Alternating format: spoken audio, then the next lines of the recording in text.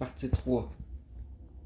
J'ai dû faire pause à la vidéo pour aller regarder les détails de ça ici parce que c'est difficile et j'en ai fait un peu parce que ce serait impossible de faire quoi que ce soit avec seulement une main là-dedans.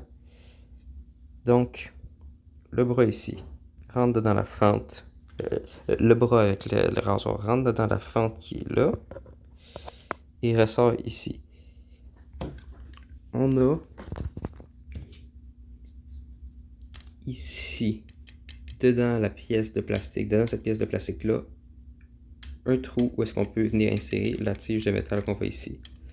Dans la tige de métal, on a un ressort qui vient s'insérer dans un minuscule trou ici à l'intérieur du bras, comme on peut voir là ici.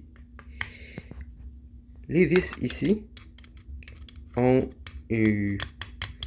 débordent sur le côté, on pourrait dire ça comme ça, ont une sorte de rondelle qui est plus large que le rayon de tout ça est plus large que le rayon de la tête de la vis, pour que ça vienne bloquer la tige une fois qu'on vient visser ça.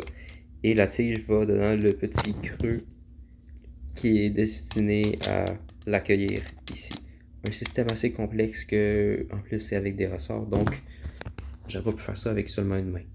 Je viens juste de visser et de finaliser le tout. Et maintenant, je peux soulever le bras comme ça. Donc tout un système avec le ressort qui permet le mouvement ici avec une distance du bras qui sert à venir éplucher la pomme. Pour que le tout ici tourne quand cette engrenage, pour quand cette roue dentée là est mise en mouvement, on a ça ici qui vient mettre ça.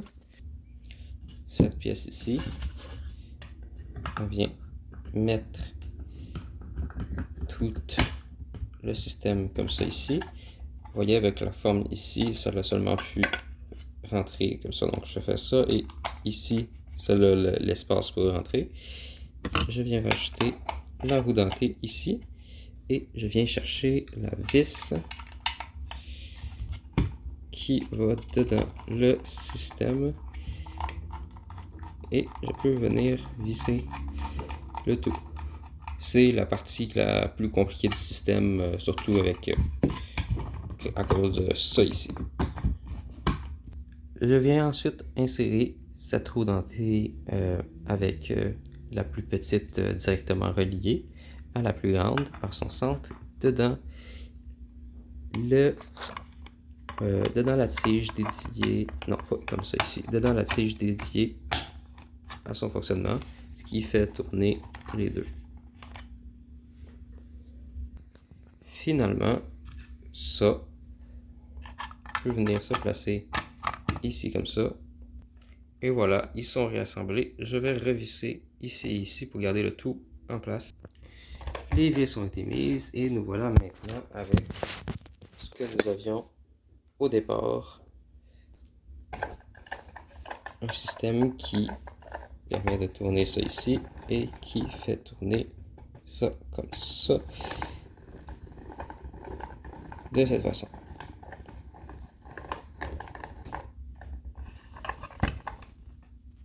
J'insère une partie dans l'autre. Comme ça. Je retourne l'ensemble. Les vis que j'avais déjà placées ici, mais non vissées. C'est le temps de visser.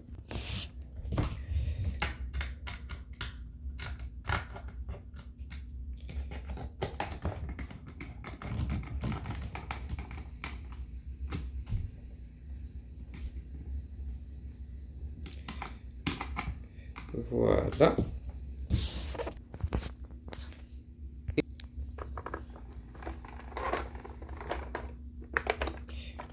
J'enlève ça ici, on va mieux voir. J'ai ce que j'avais dès le départ. Si je me remets ici sur le support pour pouvoir utiliser mes deux mains et l'utiliser correctement. Si je vais essayer de ne pas tout faire tomber. On remarque que le bras qui sert à éplucher ne suit pas une forme circulaire à cause il y a la particularité qu'on voit mal, mais ça ici, la forme ici qui fait un petit, qui est pas un cercle, dans le fond, qui est un peu la forme d'une came. Ce qui fait que ici ça monte et ça relève beaucoup pour refaire le tour de la pomme à chaque fois.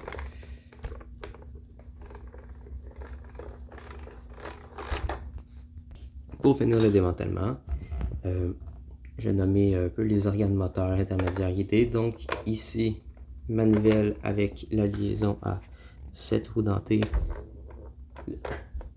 Ça ici, c'est l'organe moteur. Dans le fond, si je retire la manivelle, il y a des dents à l'intérieur, c'est dents à l'intérieur. Donc ça ici, c'est l'organe moteur qui ici est rendu intermédiaire et ça aussi est intermédiaire et la petite partie qui dépasse au bout fait tourner tout le reste du système. Donc pour en haut, l'organe mené, c'est ça ici.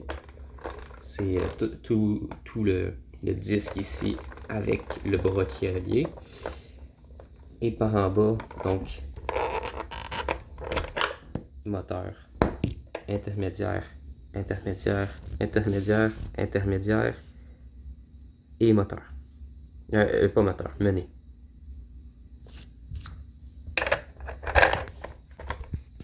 C'est ce qui conclut mon démantèlement. Ça a été un peu plus compliqué que ce dont j'attendais. Dans le fond, tout est très simple.